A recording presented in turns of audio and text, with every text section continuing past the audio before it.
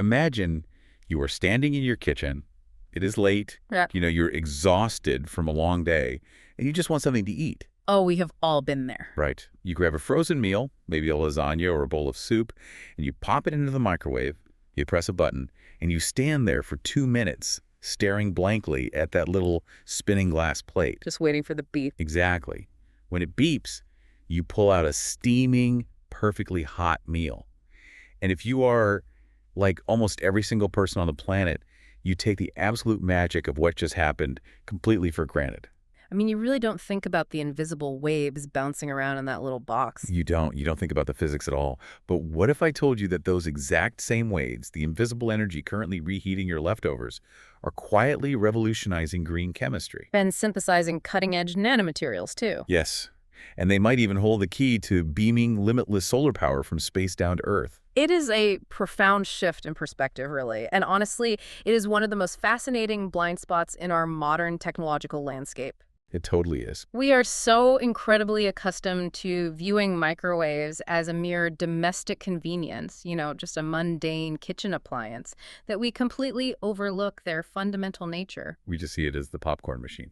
Right. We forget that we are dealing with a highly precise, highly manipulable form of electromagnetic energy that actually interacts with the very fabric of matter. Which is wild.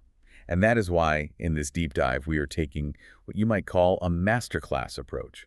We have an incredibly dense, comprehensive, and frankly mind-blowing scientific text as our guide for this session. A fantastic resource. It is called Microwave Chemical and Materials Processing, a tutorial. It is authored by Satoshi Horikoshi, Robert F. Schiffman, Jun Fukushima, and Nick Sarpone. And instead of just skimming the surface, we are going to treat this exploration like a true pedagogical journey. Which means we are going chapter by chapter. Exactly. We are going to unpack the massive concepts, dive deep into the unseen mechanisms, find the connective tissue to the real world, and give you, the listener, some high-level questions to chew on. Because once you understand the physics happening inside that little box in your kitchen, I promise, the entire world looks different. It really does. The sheer breadth of what microwave radiation can accomplish demands a systematic approach. If we don't first build a rock-solid foundation of the history and the underlying physics, well, the advanced chemistry and the materials science we're going to discuss later will seem like literal magic. And we know it is not magic. No, as scientists, we know it is just applied electromagnetism. Okay, let's unpack this. I want to start with Chapter 1, the history. Because the way we discover this domestic miracle is a perfect example of how cross-disciplinary observation drives science. The big idea here really is that it was an accidental heat source. The classic accidental discovery. The famous origin story takes place in 1945. You have Percy Spencer, an engineer at the Raytheon Company. Right. He was working on magnetrons, which are these heavy, air-cooled vacuum tubes that generate the microwaves used in military radar systems. Crucial for the war effort. Exactly. And the legend goes that he was standing near an active radar system, and he suddenly noticed that a peanut cluster chocolate bar in his pocket had completely melted. Yes, the melted chocolate bar is the defining mythos of the microwave oven.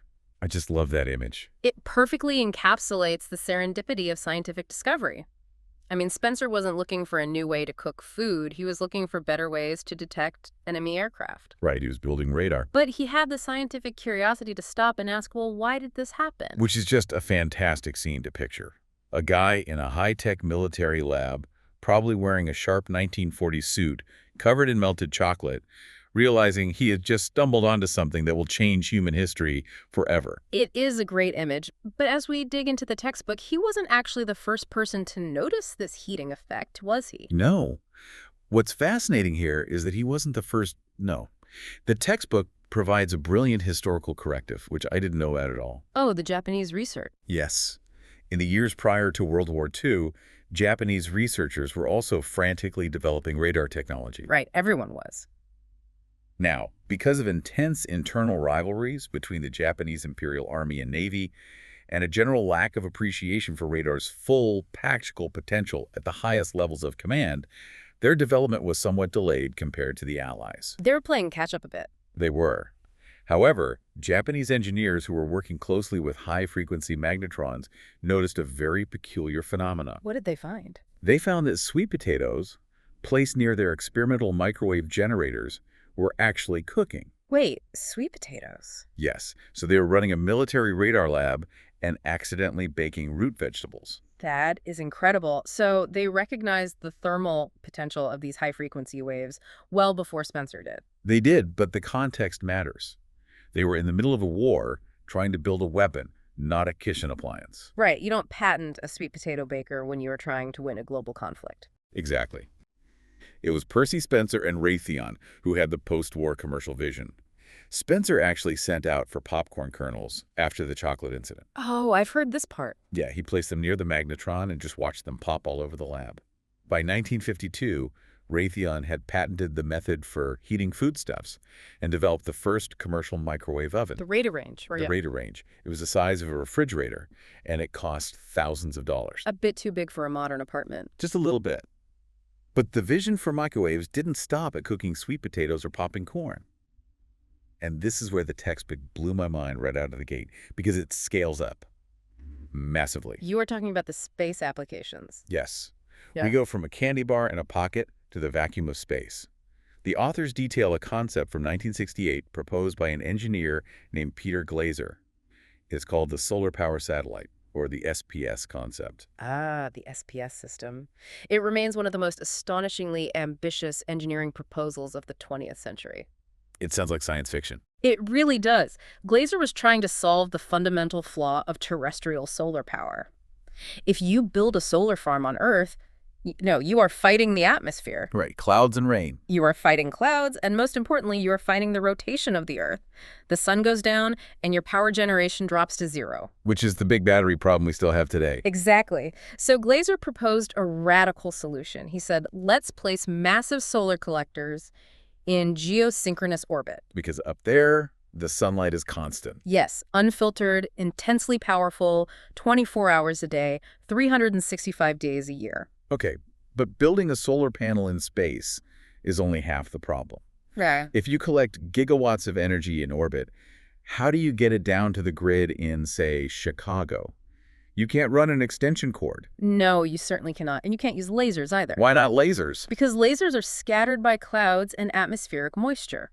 Glaser's brilliant insight was to use microwaves. You convert the direct current electricity generated by the space solar panels into microwave energy. You then beam those microwaves down through the atmosphere because microwaves pass right through clouds and rain with very little energy loss. Right, my microwave works even if it's humid in my kitchen. Exactly. You beam them to a massive receiving station on the ground. Here's where it gets really interesting. Imagine a planetary-scale wireless phone charger.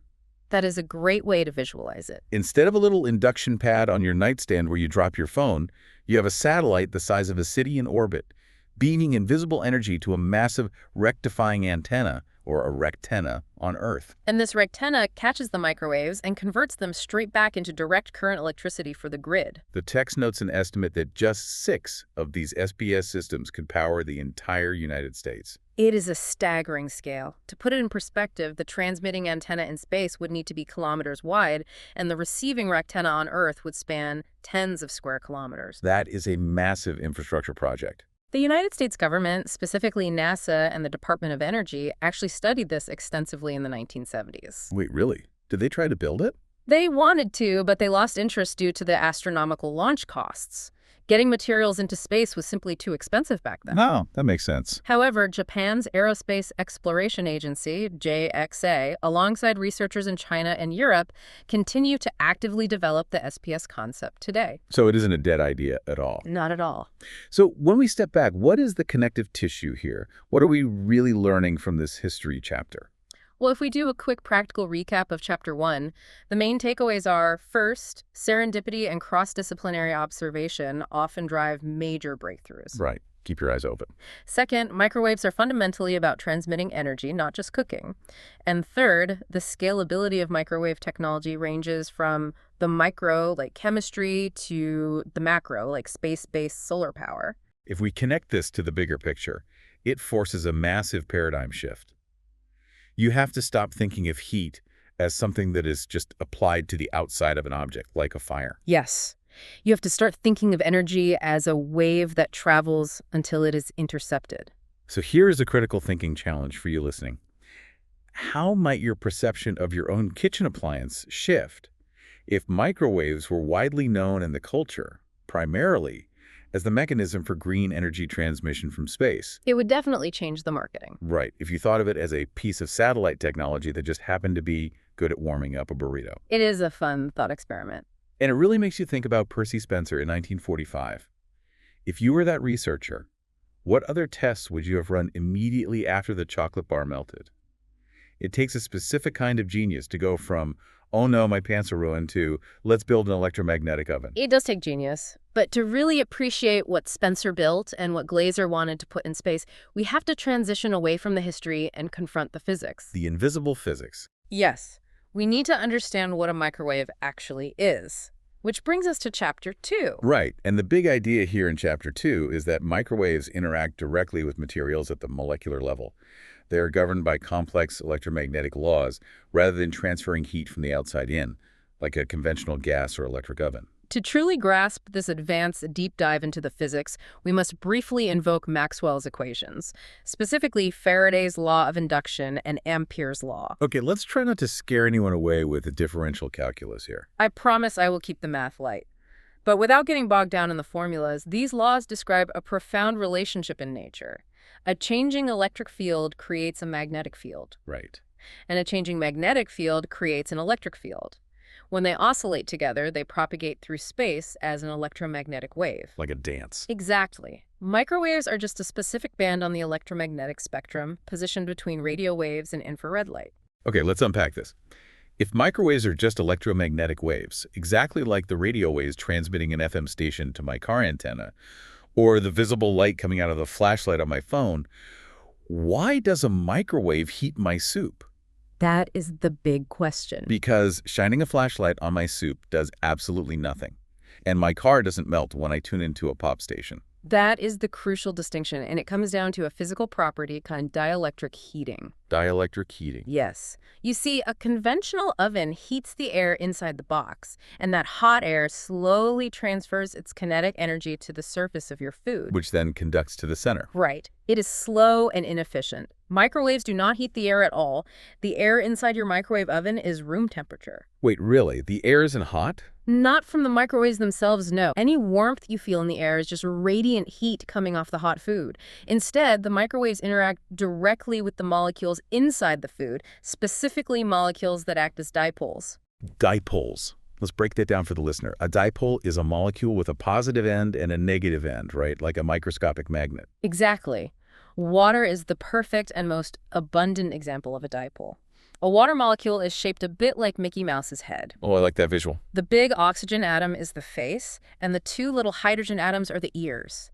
Because of how the electrons are shared, the oxygen face carries a slight negative charge, and the hydrogen ears carry a slight positive charge. So it has two poles, a dipole. Yes. Okay, so I have my soup, which is mostly water, full of these microscopic Mickey Mouse magnets. What happens when I hit start on the microwave? When the alternating electric field of the microwave passes through the soup, the electric field has a direction. Let's say it points up. Okay. All the negative ends of the water molecules are pulled down, and the positive ends are pulled up.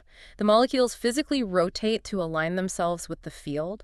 Like a compass needle pointing north. Exactly. But here's the catch.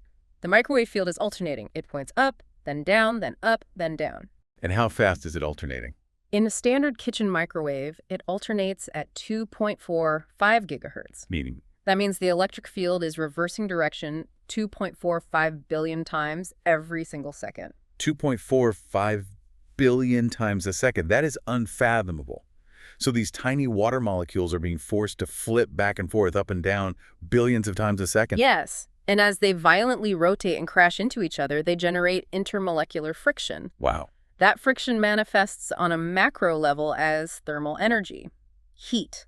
The food is literally heating itself from the inside out through sheer molecular exhaustion. That is incredible. But wait, if it's heating from the inside out, why is the center of my frozen burrito always cold? The textbook talks a lot about penetration depth and skin depth. Oh, this is a very common misconception. People think microwaves cook from the absolute dead center of the food outward. Yeah, that's what I always saw. They don't. They cook from the inside of the outer layer. The concept of penetration depth is critical here. It is defined as the distance a microwave can travel into a material before its power drops to about 37% of its initial surface value. So it loses energy as it goes in. Exactly. As the wave pushes through the food, the water molecules absorb its energy to rotate. By the time the wave gets an inch or two deep, there is very little energy left. Which is why you can't microwave a whole Thanksgiving turkey. Precisely. The waves only penetrate the first inch or two of the breast meat. The entire inside of the bird would have to cook via old-school thermal conduction from that heated outer layer, which takes forever and completely defeats the purpose of the microwave. Yes. And this is why the frequency of the wave matters so much. A frequency of 2.45 gigahertz has a wavelength of about 12.2 centimeters. It is great for a bowl of soup or a plate of leftovers. But not a turkey. No. But if you walk into a massive industrial processing plant, say a facility designed to dry massive blocks of timber or vulcanize giant rubber tires, they do not use 2.45 gigahertz. They use a different type of microwave. They use a lower frequency, typically 915 megahertz. Let me make sure I'm following the physics here. A lower frequency means the wave is oscillating fewer times per second, which means the physical distance between the peaks of the wave is longer, a longer wavelength. Yes, exactly. 915 megahertz has a wavelength of about 33 centimeters. And the rule of thumb in electromagnetism is that longer wavelengths can penetrate deeper into large, dense objects before their energy is fully absorbed. Oh, I see. So if you are an industrial engineer trying to dry a huge, thick piece of wet timber, 2.45 gigahertz would deposit all its energy into the first inch of the wood. You would literally burn the outside to ash while the inside remained completely damp. Exactly. But a 915 megahertz wave penetrates much deeper, distributing its energy throughout the volume of the block, drying the timber uniformly from within. It's amazing to think that the physics of the waves dictates the actual engineering of the factory floor. But how are we actually making these waves? Where do they come from? The book goes deep into the hardware, specifically the magnetron versus modern solid-state generator. The magnetron is a brilliant, albeit older, piece of technology. It is essentially an air-cooled vacuum tube. Inside, you have a central cathode filament that gets very hot and boils off electrons. Okay, boiling electrons. Surrounding it is an anode block with specifically shaped cavities. You place this entire assembly inside a powerful magnetic field. Right. As the electrons fly off the cathode toward the anode, the magnetic field forces them to spiral outward in a circular path. As these electron clouds sweep past the cavities, they induce a high-frequency alternating current. That current is your microwave. It sounds like a particle accelerator sitting on my kitchen counter. In a way, it really is. It is cheap to manufacture, incredibly robust, and highly efficient, which is why there is a magnetron in virtually every home oven in the world. But the textbook implies we are moving past that, right? Yes. The authors make it clear that the future, especially in highly precise chemical and materials processing, lies in solid-state semiconductor generators. What's the difference? Why do we need solid state if the magnetron is so cheap and reliable? Because a magnetron is a blunt instrument. It turns on, it blasts energy at a fixed frequency, and it turns off. That's it. Wait, really? When I set my microwave to 50% power, it isn't actually lowering the intensity of the wave. No, it isn't. It is just turning the magnetron on for 5 seconds, then off for 5 seconds. I feel lied to by my kitchen appliances. It is a very clever illusion. But solid-state generators, which use semiconductor transistors, allow for incredibly precise, continuous control over the exact frequency, the exact phase, and the exact power output. So you can actually tune the wave perfectly. When you are trying to drive a delicate chemical reaction or synthesize a nanoparticle, you need a scalpel, not a sledgehammer. So to do a quick practical recap of Chapter 2, what we are really seeing here is that microwaves are a tool for inside-out energy delivery.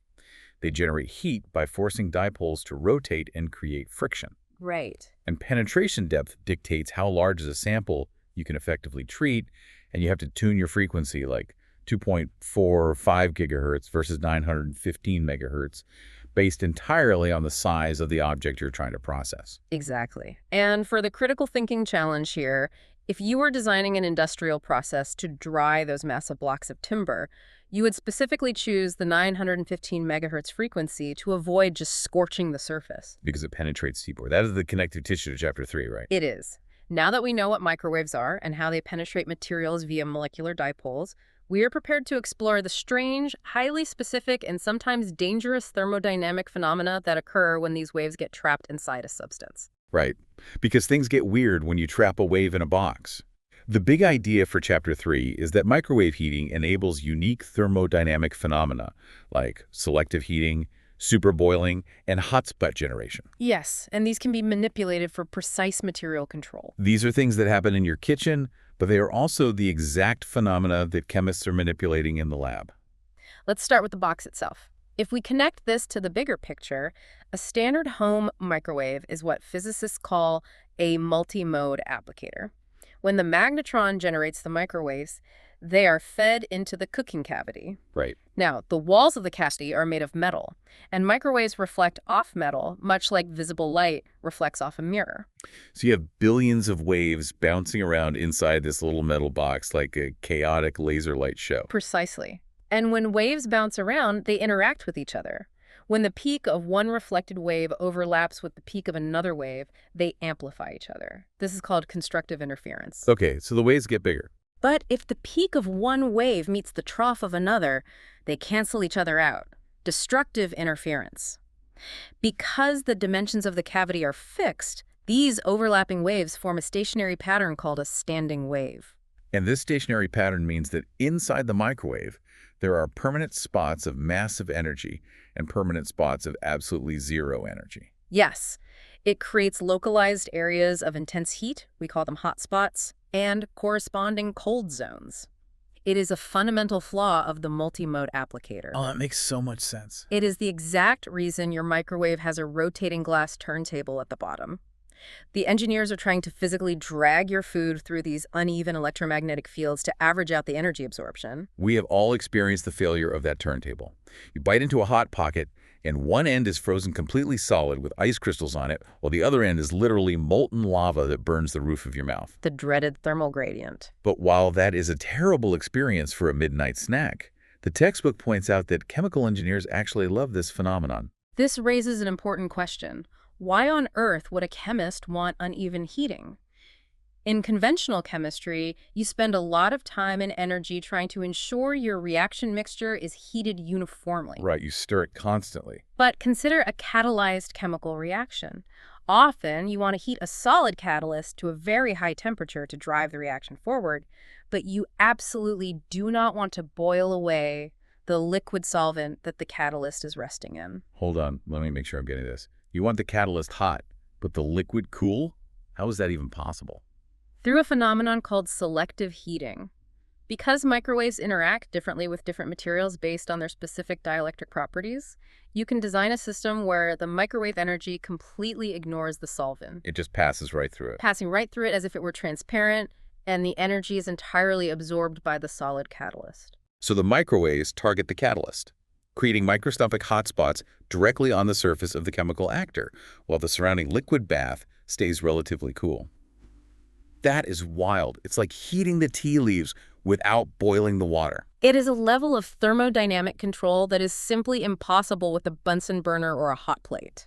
But speaking of boiling water, we must discuss one of the most dangerous phenomena detailed in the text, superheating. Oh, yeah. I really think everyone listening needs to know about this for pure safety reasons. The textbook calls it nucleation-limited boiling. What exactly is going on when water superheats? Let us contrast it with conventional boiling. When you heat a pot of water on a gas stove, the thermal energy transfers from the flame to the metal bottom of the pan and then into the water at the very bottom. Right. Now, the surface of a metal pan is not perfectly smooth at a microscopic level. It is full of tiny scratches, pits, and imperfections. These imperfections trap microscopic pockets of air. And those air pockets act as nucleation sites. Exactly. As the water at the bottom of the pan reaches 100 degrees Celsius, it transitions from a liquid to a gas, steam. Then the bubbles go up. This steam needs a place to gather and form a bubble, and those trapped air pockets provide the perfect starting point. The bubbles form at the nucleation sites on the bottom of the pan, grow large enough to break free, and rise to the surface. Right, the rolling boil. This continuous bubbling is what we call a rolling boil, and the bubbling actually cools the water, preventing it from getting hotter than 100 degrees. But in a microwave, the physics are totally inverted. The heat isn't coming from the bottom of a scratched metal pan. The heat is being generated uniformly throughout the volume of the water itself, usually while sitting in a very smooth glass or ceramic mug. And that smoothness is the danger. A new glass mug has almost no microscopic imperfections. It has no nucleation sites. Oh, wow. So, as the microwaves force the water molecules to rotate and generate friction, the temperature of the entire volume of water rises. It hits 100 degrees Celsius. But because there are no nucleation sites for the steam bubbles to form, the water cannot boil. It just sits there. It just keeps getting hotter. It can reach 102, 105, even 108 degrees Celsius while remaining perfectly still. It is a highly unstable, superheated liquid.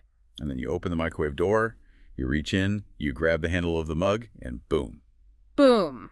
The sudden physical agitation of moving the mug, or worse, dropping a spoon or a tea bag into it, suddenly introduces nucleation sites and kinetic energy to a liquid that is desperately trying to become a gas. That is terrifying. The result is that a massive portion of the superheated water instantly flashes into steam all at once. It violently erupts out of the cup, which can cause severe facial and thermal burns. That is seriously dangerous. It is highly dangerous. In a professional chemistry lab, when researchers are running microwave-assisted reactions in sealed glass vials, superheating is a major concern. This is why commercial microwave reactors always incorporate magnetic stirrers. Oh, to keep it moving. The constant agitation of the liquid prevents the superheated state from occurring by forcing the vapor out. Let's bring it back to the kitchen for a second, because we've talked about the dangers of the microwave. But I want to talk about something completely ingenious that the book details. I'd used these 100 times and never knew the actual scientific name for them. Susceptors. Susceptors. I am talking about the silver lining inside a Hot Pocket sleeve or the metallic film on the bottom of a microwave pizza box. Susceptors are a brilliant piece of material engineering. To understand why we need them, we have to recognize what microwaves cannot do. Microwaves heat the water inside the food. Because water boils at 100 degrees Celsius, the surface of microwaved food rarely gets hotter than 100 degrees. But the Maillard reaction, the chemical reaction between amino acids and reducing sugars that gives browned food its distinctive flavor. Like a seared steak. Yes, the reaction that makes a bread crust crispy or a steak seared requires temperatures well above 140 degrees Celsius. So a microwave can steam a pizza, making it a soggy, chewy mess, but it can never bake a pizza so the crust gets crispy. Yeah. Unless you use a susceptor. Precisely. A susceptor bridges the gap between dielectric heating and conductive heating. Typically, a susceptor is a thin film of oriented polyester that has been coated with an ultra-thin, vacuum-deposited layer of aluminum, which is then laminated onto paperboard. So it is basically highly engineered metal. Yeah. But wait, since we were kids, we've all been told the golden rule, never, ever put metal in the microwave. Why doesn't a Hot Pocket sleeve shoot lightning bolts and catch fire? It is all about thickness. If you put a thick piece of metal, like a fork or crumpled aluminum foil, in the microwave, the electromagnetic waves induce heavy electrical currents in the metal. And that causes sparks. Because the metal has sharp edges or points, the electrons gather there until the voltage is so high that it arcs through the air to the wall of the microwave, creating a spark.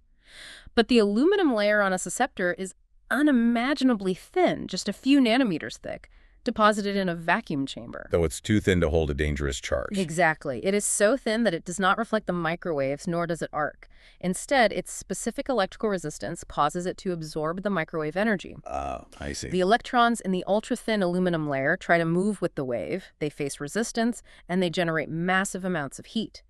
The susceptor film can reach temperatures of 200 degrees Celsius or more in a matter of seconds. It converts the microwave energy directly into intense, localized surface heat. Which perfectly sears the outside of the Hot Pocket. It mimics the conductive, radiant heat of a conventional oven right at the surface of the food. The book even mentions an old Raytheon product called the Steak Maker that used a ceramic and ferrite coating to literally broil a raw steak inside a microwave. It is an elegant workaround to the limitations of dielectric heating. So a quick practical recap of Chapter 3. Multi-mode applicators inherently create uneven heating via standing waves. Liquids can easily superheat beyond their boiling point if not agitated. And susceptors allow microwaves to mimic conventional conduction heating for surface browning. Perfect summary. So what does this all mean? The ability to isolate heat, the capacity to generate controlled microscopic hotspots on catalysts, the understanding of superheating, and the utilization of materials like susceptors to manipulate thermodynamics. Well, these are the exact tools that allow modern chemists to do things that look like science fiction. It transitions us perfectly to Chapter 4. We move from merely heating food to actively altering the fundamental chemical building blocks of matter. And that transition drops us right into the heart of the textbook. Green chemistry and liquid reactions. Yeah. The big idea here is that microwave-assisted organic synthesis, which chemists abbreviate as MAOs, is revolutionizing the modern laboratory. Yes, MAOS is incredible. It is drastically speeding up chemical reactions, improving product yields, and aligning perfectly with the global push toward green chemistry. To truly appreciate the paradigm shift of MAOs, we must look critically at the flaws of what we might call ancient heat. Ancient heat. For centuries, dating back to the alchemists, chemists have relied on external heat sources to drive reactions. The Bunsen burner, the oil bath, the heating mantle, all of these methods rely on thermal conduction. Right. You heat a glass flask, the glass heats the liquid touching the walls, and convection currents slowly carry that heat to the center of the liquid. Hold on, let me try an analogy here to make sure I'm visualizing the inefficiency.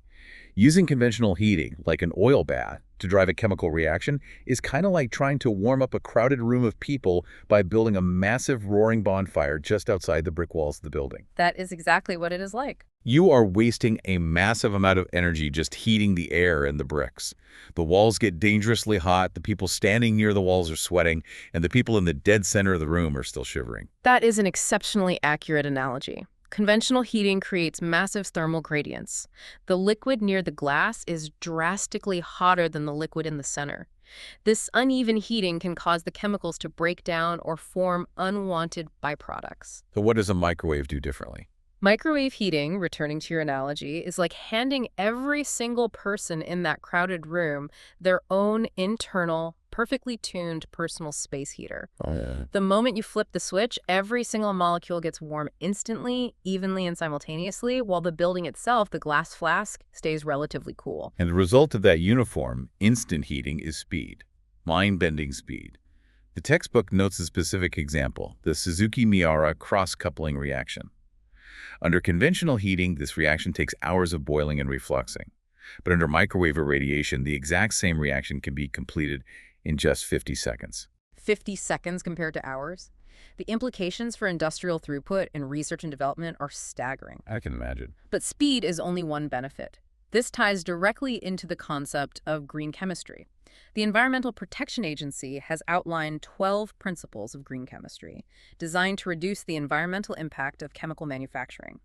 Microwaves hit several of the major principles perfectly. Well, increased energy efficiency is the obvious one, right? Because you aren't wasting electricity heating up gallons of oil or the ambient air of the laboratory. Yes, the energy is deposited exactly where it is needed, into the chemical bonds. But the textbook also heavily highlights the principles of maximizing atom economy and using safer solvents. What's fascinating here is how microwaves change the rules of solvents. Under conventional synthesis, you almost always need a liquid medium to transfer the heat from the glass to the chemical reactants. You have to have a fluid bath. And very often, to dissolve organic compounds, chemists have to use highly toxic, volatile organic solvents like benzene or toluene. Solvents that are incredibly dangerous to human health, incredibly flammable, and notoriously difficult to dispose of safely without polluting groundwater. Right. Because microwaves directly heat the reactants themselves via dipole rotation, the need for a liquid heat transfer medium is completely negated. Right, you don't need a liquid at all. Often, no.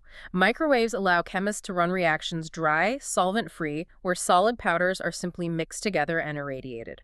Or, if a solvent is required, microwaves often allow chemists to replace toxic organic solvents with plain, benign water. So it's not just faster, it is fundamentally cleaner and safer for the planet. But it isn't just organic chemistry. The book outlines a mind-blowing biological application regarding enzymatic reactions and peptides. The peptide synthesis is brilliant. I have to admit, I struggled with the physics of this one. The text talks about how peptides, which are basically short chains of amino acids that act as the building blocks for proteins, can get tangled up as you try to build them in a lab. Yes, solid-phase peptide synthesis. It is a critical process in drug development. You build a peptide chain step by step on a microscopic resin bead. You add an amino acid, wash it, add another, wash it. Like stringing beads on a necklace. But as the chain grows longer, nature takes over. The peptide chain can fold back in on itself, forming hydrogen bonds between the amino acids. It specifically tends to twist into a shape known as an alpha helix. Like a coiled up telephone cord. Exactly. And when it coils up into that tight alpha helix, the reaction sites, the ends of the chain where you need to attach the next amino acid, get buried inside the tangle. The chemical regions can't reach them, the synthesis slows to a crawl or stops entirely.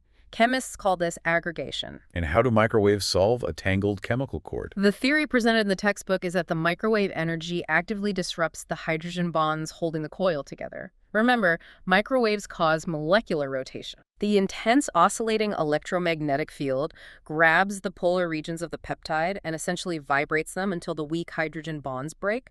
It forces the deaggregation of the peptide scaffolds. Oh, wow. It literally unwinds the alpha helix, stretching the chain out, exposing the reaction sites, and allowing the biological synthesis to proceed at astonishing speeds. It is using invisible electromagnetic waves to manually untangle the fundamental building blocks of life. It is a profound level of control. It really is. So for our practical recap, MAOS reduces reaction times from hours to seconds. It actively reduces environmental waste by enabling solvent-free reactions. And it can alter physical molecular structures like peptide scaffolds to accelerate biology. It makes you wonder, for our critical thinking challenge, if we can use MAS to speed up reactions from hours to seconds and eliminate toxic solvents, why isn't every pharmaceutical plant in the world using this? How could these principles be scaled up in global drug manufacturing to drastically reduce the environmental footprint and energy consumption of the medicines we take every day? It seems like a moral imperative at this point. Scaling up microwave reactors from small laboratory vials to massive industrial vats presents significant engineering challenges, primarily because of that penetration depth issue we discussed earlier. Right, you can't just microwave a 10,000-gallon vat. Exactly. But chemical engineers are actively solving this with continuous flow microwave reactors, where a thin tube of liquid is continuously pumped through a microwave field. It is the frontier of green manufacturing. Which sets us up perfectly for the final frontier of the textbook, Chapter 5. The big idea here is that microwave processing is not only synthesizing advanced nanomaterials and sintering ceramics, but the technology is evolving into AI-driven smart appliances that will forever change domestic cooking. Moving from the liquid phase to the solid state is a massive leap in complexity. Let us begin with ceramics. Okay, ceramics. When a manufacturer creates an advanced ceramic component, say, for an aerospace engine or a medical implant, they start with a compacted powder. To make it solid, they must heat it to extreme temperatures in a process called sintering. Right. Sintering is basically baking the powder until the particles fuse together, without actually melting them into a puddle. Correct. Conventionally, you place the ceramic green body into a massive electric or gas furnace. As we know, the heat moves from the outside in. The surface of the ceramic gets hot first. The particles on the surface fuse and densify, forming a hard shell. But wait. If the outside forms a hard shell first, what happens to the air and the volatile binders trapped inside the core of the ceramic powder? That is the fatal flaw of conventional sintering. As the heat finally reaches the core, those trapped gases try to expand and escape, but they are blocked by the dense outer shell. That sounds like a recipe for a structural failure. It is.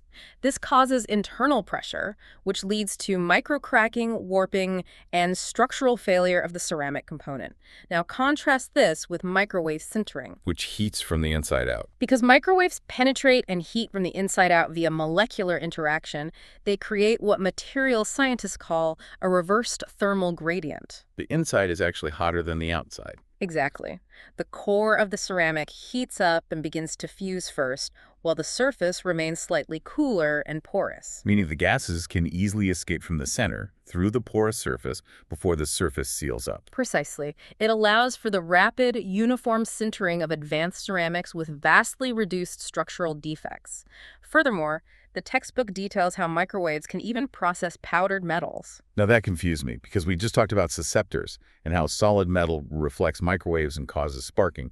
How do you microwave metal? Bulk metal, like a solid sheet or a fork, reflects microwaves, but powdered metal behaves entirely differently. Because it's a powder. Yes, the individual particles are so small that the microwaves penetrate the gaps between them. The electromagnetic field induces microscopic currents on the surface of each individual particle, generating intense, localized heat. Okay, I follow that. The text notes a fascinating structural benefit to this. Microwaving powdered metals creates round-edged porosities. The microscopic holes left behind in the metal have smooth, rounded edges rather than sharp, jagged cracks. And what does that do?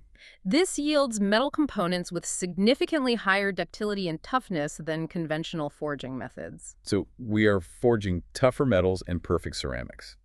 But it gets even smaller, down to the nanoscale. The book discusses using microwaves to synthesize nanoparticles, and it turns out microwaves give you incredible control over the physical shape of the particles. It is truly remarkable. A nanoparticle is a cluster of atoms ranging from 1 to 100 nanometers in size. Their properties change entirely based on their geometric shape. Oh, shape matter. Immensely. By carefully controlling the microwave frequency, power, and the specific rate of internal heating, scientists can precisely control how the atoms nucleate and grow.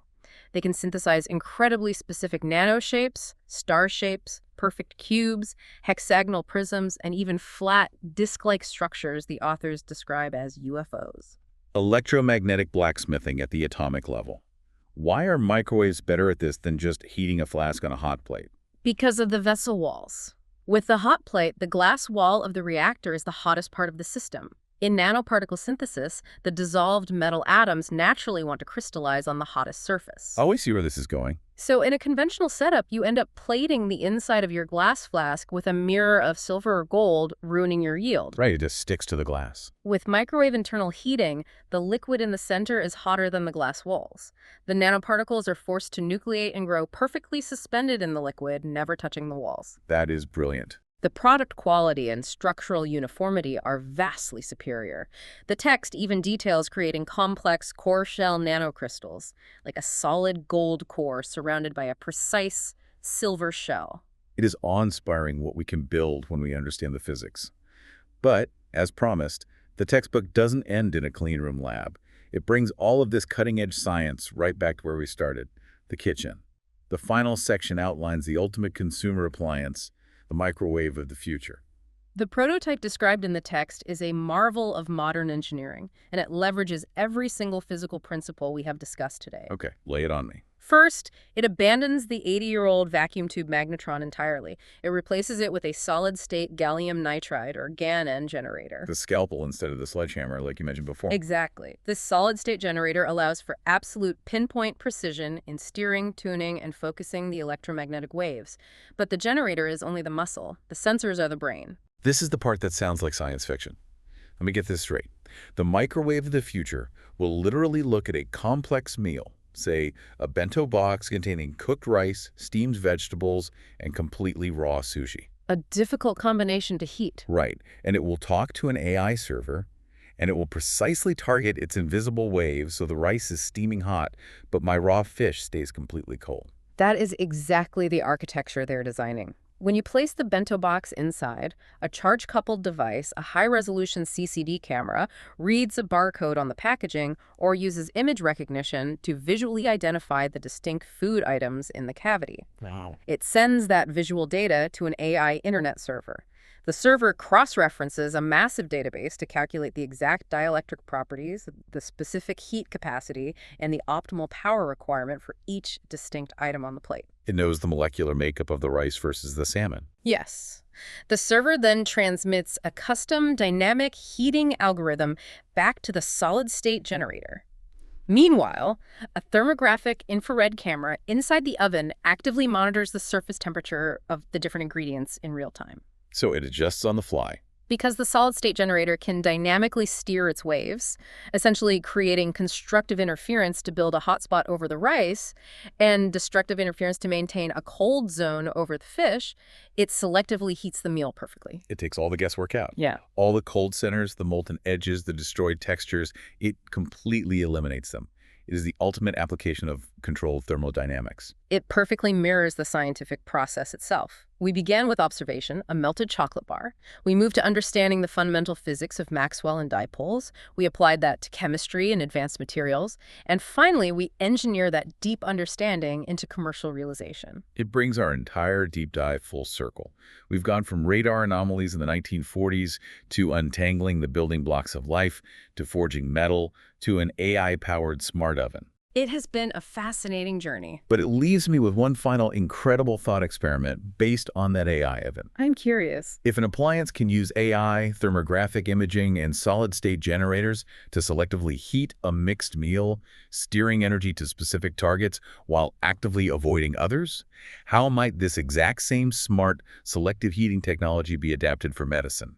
Could we use steered microwaves to target and heat specific therapies, or even tumors deep within the human body, while perfectly preserving the surrounding healthy tissue? That is a profound leap.